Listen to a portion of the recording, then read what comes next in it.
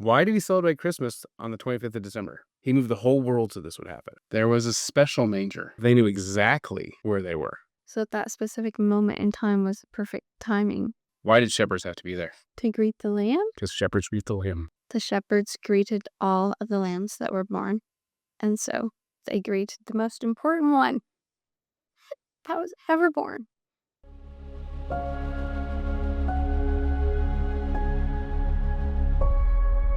Welcome to Fasting Food Faith. I'm Bre Sims, all right? I'm Dr. Sam Sims, nurse anesthesiologist. And we have a fun Christmas episode planned for you today. Yeah, Merry Christmas. Merry Christmas. Why do we celebrate Christmas on the 25th of December? Good question. All right, it is a good question. Because we now know that Jesus was not born on the 25th of December. We do. And so some of the theories are that we took over pagan holidays. So let's look over the history and see, is that actually accurate? Part of the reason why they feel we took over pagan holidays is because over time, we have added some of those pagan things into our celebrations, maybe a little bit. One of the theories is that we took over two Roman holidays. One was Saturnalia, a Roman Empire's winter festival, and the other festival was the unconquered sun. They call it Sola Victus. Do we take over those things and basically say we're going to supersede those with Christmas and just kind of take them over? Was that really the goal? Is that what really happened? Is that what really happened? Because that's one of the theories that gets put out there. Right, exactly. That they say basically we did this. You know what I mean? Sure. Christians decided, well, that's a pagan holiday, so we're just going to make that to take that over. We're just going to say Jesus was born on that day. That theory did not actually start showing up till the 18th century, when they started having comparative religion courses in colleges. So it's a relatively new idea. The earliest references for Christmas come out in 200 AD. At that time, Christians were not incorporating other religious traditions into their own. So it was just Christmas. It was just about Jesus. It was no incorporation of those things. So 200 years after Christ's birth and death, basically. Right, yes. People started celebrating. We're celebrating Christmas. The Messiah came, basically. Right. And by 300 AD, many Christians were celebrating Jesus' birth around December 25th. And within 100 years, Christmas was on the calendar of record. It was already on the calendar by that point. Just of note, in Egypt, some Christians were celebrating his birth in the spring. They really didn't know when he was born, but back then, it wasn't, your birthday was not really a priority. And even some cultures today. Yeah, it was like your birth year. Yeah, that you're born this year, and every year you're just now a year older. And that's even cultures today. It's like every year everybody just gets a year older now. No one kept track of specific birthdays. Right. Then really. Well, you had a whole group of illiterate people. They didn't have calendars in their house. Good point. And they didn't really focus on that because Jesus' death and resurrection is what matters. It's the gospel. And that's the dates they really focused on. When did he die? When was he resurrected? Okay. They didn't really focus on his birthday. And so they decided they wanted to start figuring this thing out. So the early church had an incorrect theory, but this incorrect theory actually helps us understand why they came up with December 25th. And they had this idea that martyrs or prophets died on the day they were conceived. So basically you lived, you were conceived, and you were on the planet, basically, the same day you died was also the same day you were conceived. Now, it's incorrect, but it was a theory they had. They believed this, okay? So the same day you entered the planet would be the same day you left the planet if you were a prophet or a martyr. So just kind of an interesting idea. That starts where we get to the 25th. So they decided around 280, they actually wanted to find out when he was born. They had a priest called Tellerunian of Carthage. He was a priest and a lawyer. He was highly educated in literature, in Greek and Latin. He had figured that Jesus died on the 14th of Nisan, which would be March 25th on the Roman calendar. Now, if you go back to their theory, you die on the day you're conceived, then he would have been conceived on March 25th. Okay. Right? You march that 9 months forward, and it would be basically December 25th. Oh. Okay. So this is where the idea that Jesus was born December 25th came from. This is there's actually two places. This was a calculation based on a priest who was a lawyer, and he was an educated priest. Okay. So that was but that calculation was based on this idea that martyrs and prophets died on the day they were conceived, which is just so random. So it is random, but it's like so that was the first part.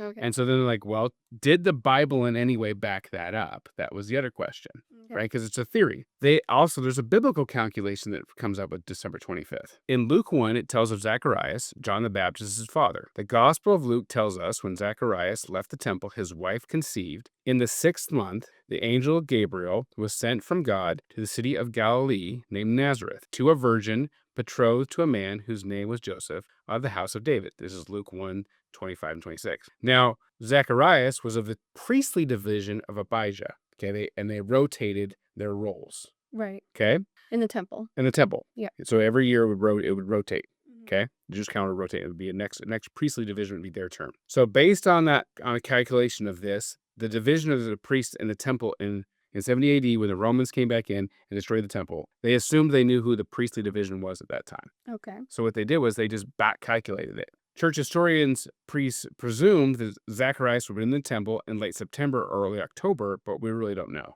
Okay. So basically, it was 6 months, right? Would be. 6 months later, they back calculated it.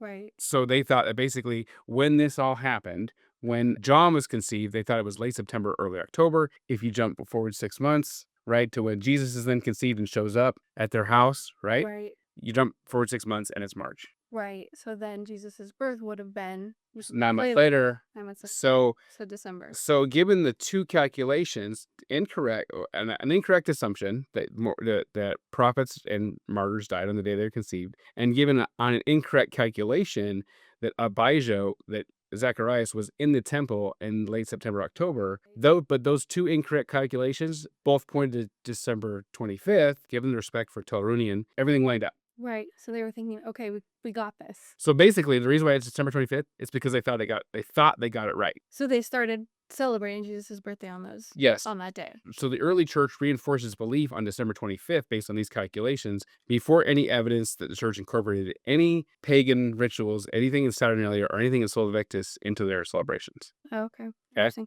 You know what I also want to point out, what occurred to me, like when you were first talking about this, about how some people just say they're a year older, like at the first of the year. Mhm. Well, December 25th is almost the first of the year. Like you can celebrate his birth right before everyone turns the next year old. Like, Sure. like, you know what I mean? Like Sure. that could have also been a thought of like, well, let's just celebrate it when we celebrate everyone turning a year older at the end of the year. Yeah. Like, so I don't know. That was just another thought that occurred to me. So there could be a lot of reasons why they chose December 25th. Right. And actually, the Sol Invictus, the Feast of the Unconquered Sun by the Roman Empire, is actually newer than Christmas. And the real theory is now when you go back and look at it, I think that the Emperor Aurelian instituted it to combat Christianity, not the other way around. Which makes way more sense. Yep.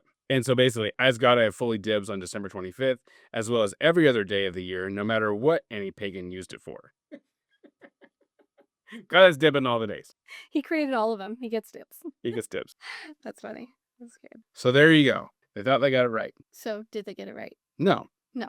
And how do we know they got it wrong? Because the shepherds were in the fields. So let's talk about the shepherds. Yeah. Okay. Bethlehem is the area that raised the lambs that were sacrificed in the temple. You go to Bethlehem, you'd buy the sacrificial lamb, and then you would take it to the temple. Well, how far is that? And sacrifice it. And they do this like yearly, right? Right. That's where they were all raised. Well, Yeah. Right now, if you're in Bethlehem, you can walk to the Temple Mount in 2 hours. Oh, it's a 2-hour walk. Bethlehem is a 2-hour walk from the Temple Mount. Yes. That makes a lot of sense, actually. Yeah. So like right today, you can walk. So it's like on the way to the Temple Mount, you get your sacrificial lamb, you make your sacrifice to your family that year, and worship and everything in the temple, and then go back home, like they used to do. Okay. So, and this was prophesied in Micah. Micah 5:2. But you, O Bethlehem Ephrathah, who are too little to be among the clans of Judah, from you shall come forth for me one who is to be ruler in Israel, whose coming forth is from of old, from of ancient days. And Luke 2:7 says, and she gave birth to her firstborn son, and wrapped him in swaddling cloths,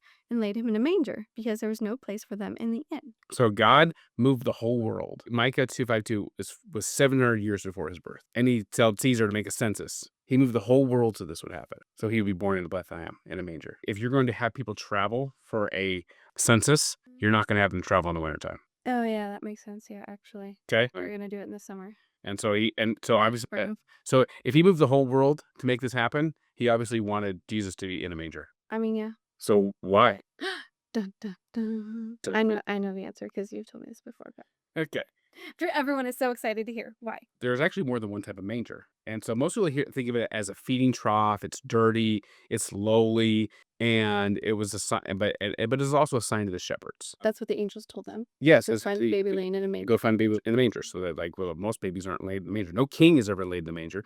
So they have this dirty trough. It's a feeding trough. It's lowly. It's around animals, and so God was going to lower himself to the point to be laid in the manger, and then he was going to lower himself again to be on the cross. Right, a symbol of that. Right. Okay. So it was a lowly beginning. You know what I mean? So it was a humble beginning. And so that's one of the theories they really kind of focus on that. In Luke 2:10-12, but the angel said to them, "Do not be afraid, for behold, I bring to you good news of great joy that will be for all people. Today in the city of David, a Savior has been born to you. He is Christ the Lord. And he will be a sign to you, and you will find a baby wrapped in swaddling clothes, lying in a manger." And suddenly there appeared in the angels a great multitude of heavenly hosts, praising God and saying, "Honor of peace to men who favor his rest." They tell them, you're going to find him wrapped in swaddling clothes in the manger. So why was he laid in the manger? Here's another. In Hebrew, Bethlehem means house of bread. John 6:33, for the bread of God is he who comes down from heaven and gives life to the world. He came down from heaven and gives life to the world. And then John 6:35, he said, I am the bread of life. Whoever comes to me shall not hunger, and whoever believes in me shall never thirst. So he's placed in a feeding trough. He's the house of bread. The bread, the house of, Right. He's in the feeding trough for the animals that they eat out of. right And he is born in a place that's called House of Bread. And he's placed there. there. I am literally, and then he says, I am the bread of life. Amazing. Right? Like the symbolism. God is so amazing at that in the Bible. Like all of the symbolism is just, wow. It all fits together into this puzzle Right. that he's. And it's layered. It's layered. This is like, and that's the layer that most people know about. Right. Most people have heard about. But there's a deeper meaning. Okay. Okay. So in Luke 11:12, they told him he was a babe wrapped in swaddling clothes. Luke 2:16-18. And they came with haste and found Mary and Joseph and the babe lying in a manger. Now when they had seen him, they made widely known this saying which was told them concerning this child. And all those who heard it marveled at these things which were told them by the shepherds. Okay. So verse 16, they came with haste. Yes. They ran to where they were. Yeah, so they must have known exactly where they were. They knew exactly where they were. Just because they said that he was laying in a manger. That's right. So was there only one manger? There was a special manger for the shepherds. Okay. So for the shepherds specifically in Bethlehem, which was a small town. right. So they would know where the one manger would be. Yes. Where a sojourner who was coming for the census may have ended up with their child. So it says there's no room in the inn, but there was actually they have these buildings still, and it's a watchtower. One of them, they're called Migdal. There's a Migdal Eder watchtower. It's an agricultural fort. It was a place where shepherds would sit at night to watch their lambs. So like they would climb up in the tower to watch their herds of sheep, their flocks. And they were always out there, and they were outside at the nighttime when the lambs were being born. When the sacrificial lambs were being born, they were in the watchtower. Or they were, or they're out, over them. Or no, the watchtower was a place where people, if there was no place you could stay, you could go stay there as a place of refuge. Which is why they knew. And so they were out in the field because they were watching the lambs get born. Oh, they were making sure that all of the sacrificial lambs were safe. Yes. And so they weren't in the watchtower, which is why Mary and Joseph ended up there. Right. With Jesus. Now, what happens when a sacrificial lamb is born out in the field? I don't know. They have keep it they, safe. They have to make it perfect, right? They have to make sure it doesn't get injured. It can't walk for an hour at least. Right. So maybe they get up and hold it. They can't let it stay near their mom because their mom could roll over and hurt it, break a leg or anything. Right. Because it has to be without blemish. It has to be right. perfect. But if it's not next to its mom, it can get cold. Right. So they wrap it in swaddling clothes and they take it to this place and they put it in a manger. So they knew where it was. Yeah. There was a special manger. There's a sacrificial lambs. Yeah, so they understood this special sign to them. The sacrificial lamb had been born, God's son had been born, wrapped in swaddling cloths, just like they do with the lambs that are born. Innocent, perfect. Mm-hmm. They're made to be kept perfect and watched over closely by the shepherds and then by their mothers until the day But of taken, sacrifice. but separated from their mother, wrapped in swaddling clothes, separated from their mother, and put in a safe place. So Jesus, just like those, was separated from his mom, wrapped in swaddling clothes, and put in a safe place in the manger. The shepherds knew exactly where he was, so they literally ran to him out of the field because the angels announced his birth. And then he becomes the good shepherd. This has to happen in order this prophecy to be fulfilled. Bethlehem has to be a Jewish place. Mm-hmm. It's no longer a Jewish place. That's true. It's considered in Palestine now. It's not a Jewish place anymore. Yeah. So that specific moment in time was perfect timing for the Son of God to be born because the shepherds were out in the field. They had access to the watchtower where the lambs were laid, Right? and they would have understood that. And one more thing. Why did shepherds have to be there? To greet the lamb, Because shepherds greet the lamb. the shepherds greeted all of the lambs that were born, and so they greeted the most important one that was ever born, bread of life. Symbolism upon symbolism upon symbolism. Only God could orchestrate all of those things. So there you go.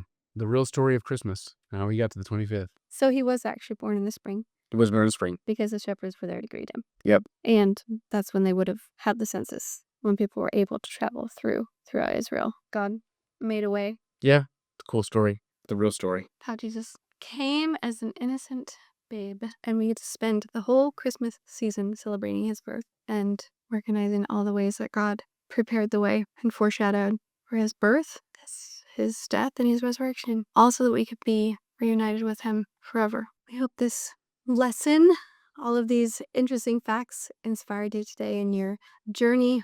We hope you have a joyful Christmas. Thanks for joining us. If you found this interesting, we'd love it if you would share it with your family and friends. Go fast and be blessed, and Merry Christmas.